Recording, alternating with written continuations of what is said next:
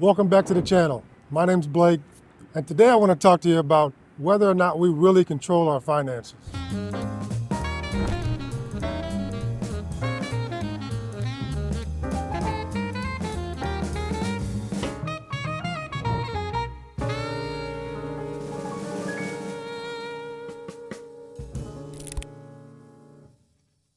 Most people may not understand that they really don't control their finances.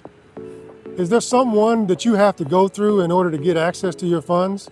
And I don't just mean a bank where you're just going to either make a withdrawal or make a deposit.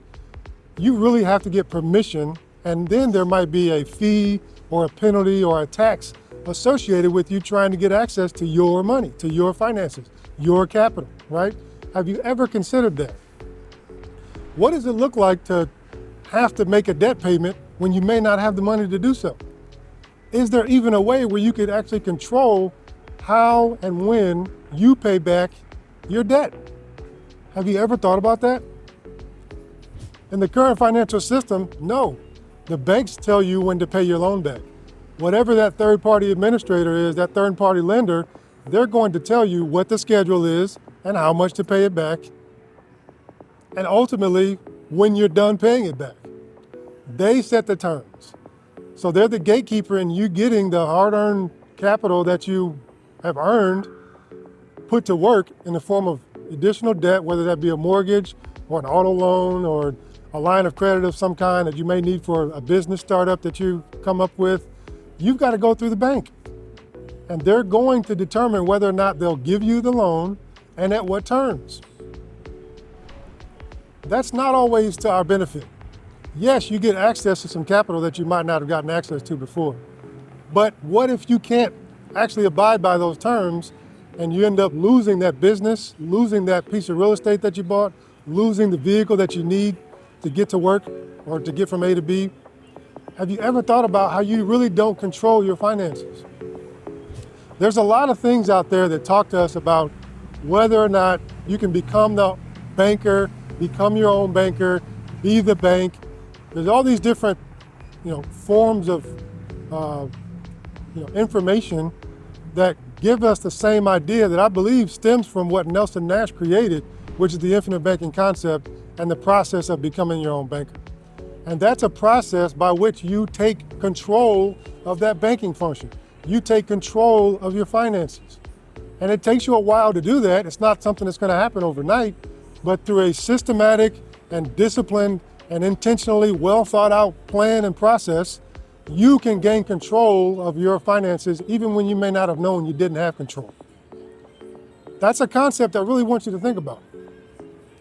When you wake up each day, do you make the decision on what your financial life looks like every day?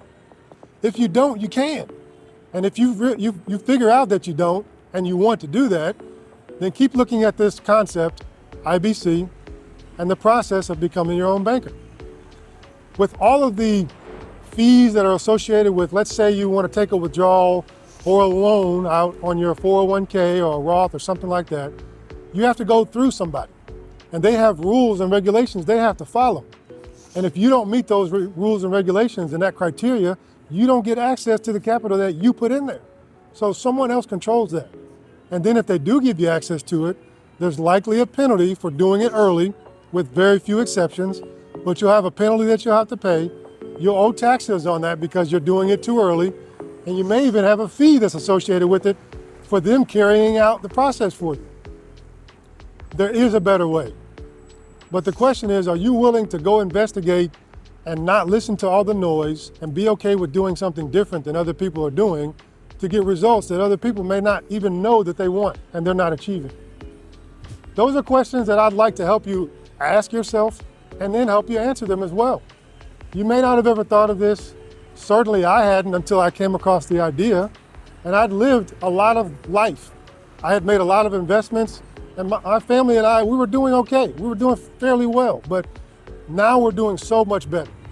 And that's because when the things of life happen and we need access to the capital that we worked hard for, not only do we have access to it, but when we access it, we still achieve growth, even though we've taken out a loan against the policy. So we're talking about a whole life insurance policy with a mutual company that pays you a dividend. And we're working with companies that have done that for over 120 years. And everyone knows that there's a loan provision associated with these policies, but what they don't know is the kind of growth that you still achieve even when you take out a loan. And one of Nelson's principles in the book, one of his rules, is to be an honest banker and pay the loan back. Don't steal the peas.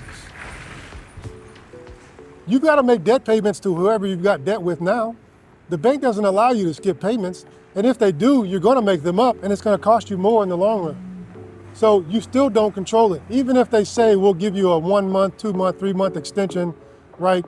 You still owe the money, and likely they either accrue the interest or they say that they tack it on at the back end. But my point is, you're still going to pay more.